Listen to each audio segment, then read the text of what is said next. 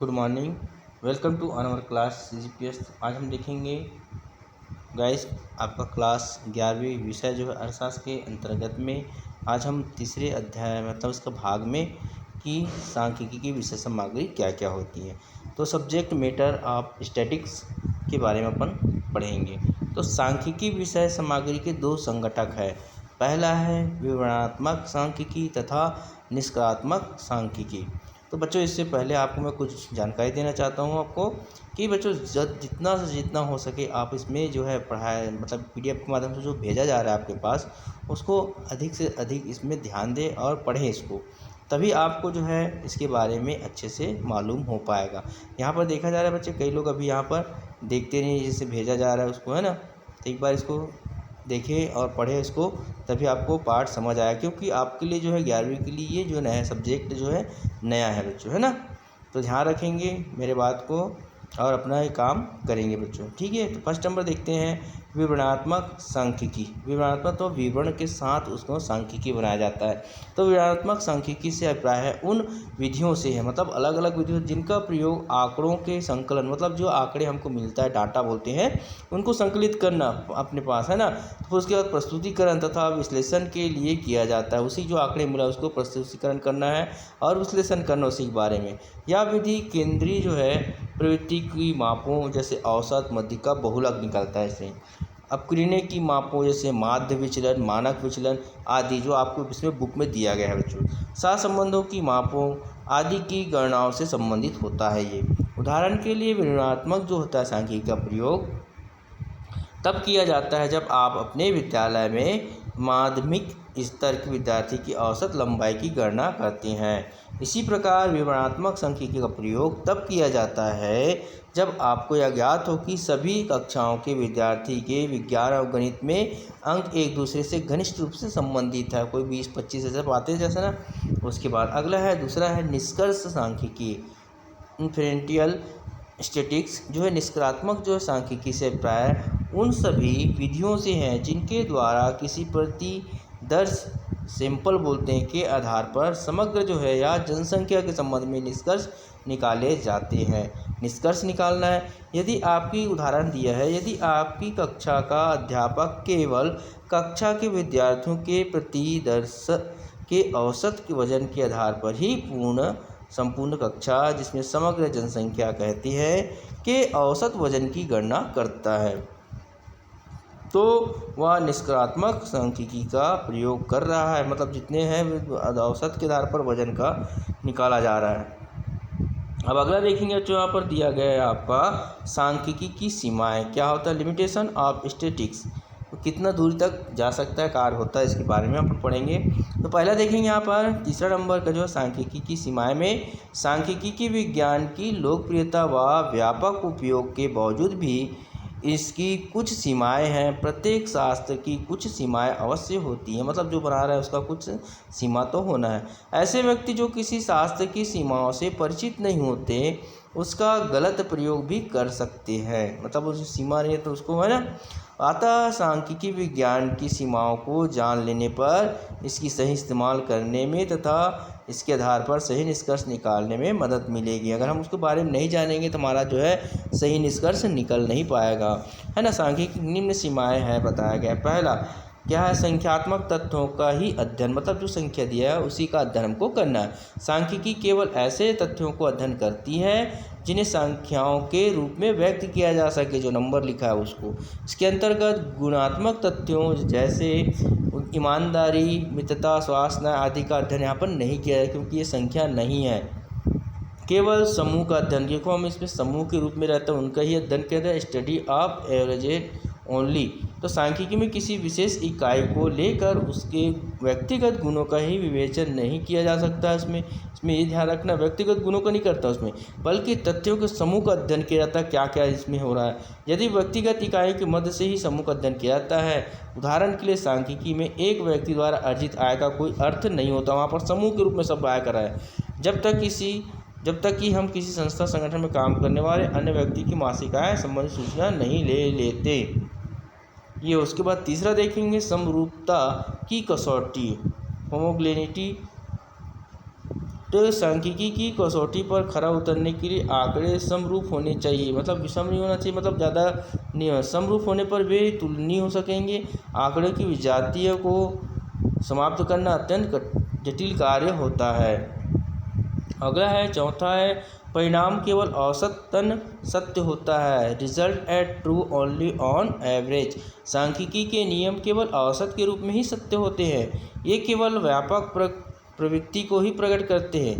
प्राकृतिक विज्ञान की तरह सांख्यिकी के नियम पूर्ण रूप से त्रुटि मुक्त नहीं होते। वे हमेशा तथा सभी परिस्थितियों में लागू नहीं होते। यहाँ पर ध्यान रखना। उदाहरण के लिए यदि कहा जाता है कि भारत की प्रति व्यक्ति आय 50,000 रुपया प्रति वर्ष है, तो इसका जो है अर्थ यह नहीं होगा कि प्रत्येक व्यक्ति का आय 50,000 होगा। कुछ व्यक्तियों की इससे अधिक हो सकता है और कुछ व्यक्ति इससे भी कम हो सकता है। हमें एक औसतन माना गया इसमें।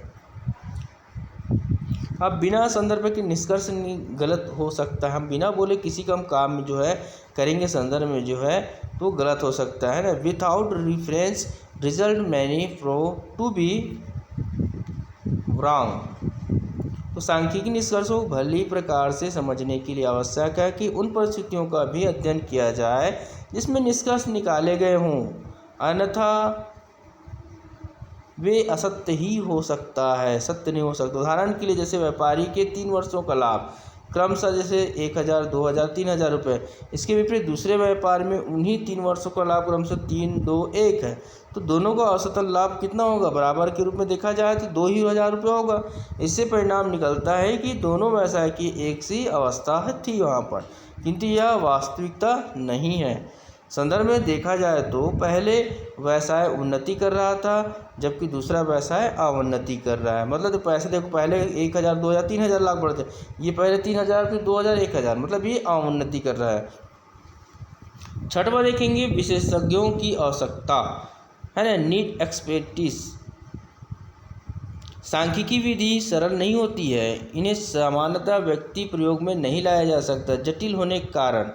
सांख्यिकी तकनीकों को विशेषज्ञों द्वारा ही किया जा सकता है, सिंपल नहीं किया जा सकता ना इसमें। अब देखेंगे सातवां दुरुपयोग संभव, प्रोन टू मिसयू। तो सांख्यिकी का दुरुपयोग बहुत ही सामान्य है। सांख्यिकी की पहले से तैयार निष्कर्ष का समर्थन करने के लिए भी प्रयोग किया जा सकता है, भले ही जब यह निष्कर्ष बिल्कुल गलत हो। आंकड़ों के संबंध में यहाँ कहा जाता है कि समंग गीली मिट्टी के समान होता है, जिसे आप देवता या शैतान की मूर्ति जो चाहे बना सकते हैं। मतलब जैसे वहाँ पर बताया गया है उदाहरण के लिए है, निष्कर्ष जो बिल्कुल गलत हो सकता है। आंकड़ों में यहाँ का संबंध कहा गया है कि समंग जो गीली मिट्टी के समान होता है, जैसे बनाओ वैसे ही बनेगा। सांख्यिकी का दुरुपयोग उससे उसकी सबसे बड़ी सीमा है। तो चलिए हमने देखें सांख्यिकी के सीमाएं के अंतर्गत। अब हम देखते हैं सांख्यिकी के कार्य। Function of statistics. सांख्यिकी का एक महत्व एवं व्यवहार प्रतिदिन जो है दिन प्रतिदिन बढ़ता ही जा रहा है, क्योंकि सांख्यिकी आज हर चीज़ में उपयोग हो रहा है। सांख्यिकी की इस निरंतर बढ़ती हुई उपयोगिता का प्रमुख कारण यह है कि वह अनेक महत्वपूर्ण कार्य को संपन्न करती है।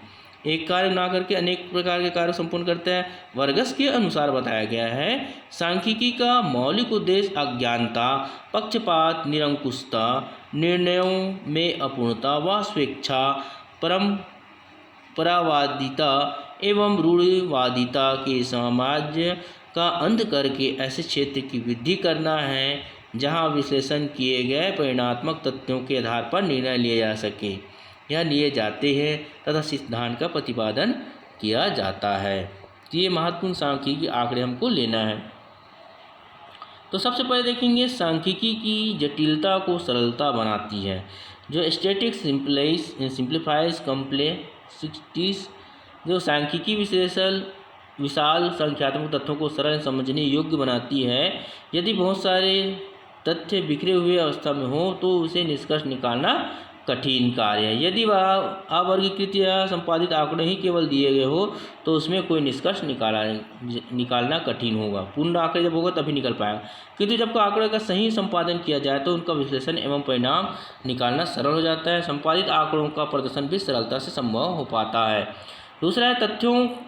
जो सांख्यिकी की तथ्यों को संख्या के रूप में प्रकट करता है। जो संख्या दिया है उसको प्रकट करना है। Statistics expresses fact in number. ठीक है। सांख्यिकी का एक महत्वपूर्ण कार्य तथ्यों को संख्यात्मक रूप में व्यक्त करना होता है। यह कथन कि इंदौर की आबादी बहुत अधिक है अस्पष्ट एवं अनिश्चित है, क्योंकि यहाँ पर बताया नहीं है। लेकिन यदि कहा जाए कि इंदौर की आबादी सन 1901 में 12 लाख थी और एक स्पष्ट निश्चित विवरण है, क्योंकि बहुत अधिक से कोई व्यक्ति कुछ भी अनुमान लगा सकता था, तो सांख्यिकी तथ्यों को आंकड़ों में प्रदर्शित कर सार्थक बनाती है। लेकिन सभी तथ्य जो प्रत्यक्ष रूप से आंकड़ों व्यक्त नहीं किया जा सकता। अब देखेंगे तीसरा नंबर, सांख्यिकी व्यक्ति के ज्ञान एवं अनुभव में वृद्धि करता है। Statistics intelligence human knowledge and experience. तो सांख्यिकी की अन्य विशेष विज्ञानों की तरह व्यक्ति ज्ञान व अनुभव में वृद्धि करता है, जिससे विचारों में स्पष्ट आती है। जैसे भारत में आयकर की दर बहुत अधिक है, यह बात ना तो भिन्नता से कही जा सकती है और ना ही अन्य व्यक्तियों से मनवाया जा सकता है। लेकिन भारत व कुछ अन्य देशों की आयकर की दरों की प्रस्तुति कर यह कहा जा सकता है कि आयकर इस देश में अन्य देशों की तुलना में अधिक है, ऐसा करके, है ना। सांख्यिकी का काम एक व्यक्ति को सांख्यिकी रीतियों की सहायता से उचित अनुमान लगाने में सहायता करना है, तथा ये अनुमान आकस्मिक परीक्षकों द्वारा लगाए गए अनुमानों से अधिकांश अच्छे होते हैं। बाउल के अनुसार सांख्यिकी प्रमुख व्यक्तिगत अनुभव में वृद्धि करता है। अब आगे देखेंगे बच्चों, यहाँ पर बहुत सारा दिया गया इसमें, तो हम अभी देखेंगे यहाँ पर नेक्स्ट हम जो पढ़ेंगे जो है नीति निर्धारण में सहायक। आज यहीं तक पढ़ते हैं बच्चों। आज के लिए गुड डे।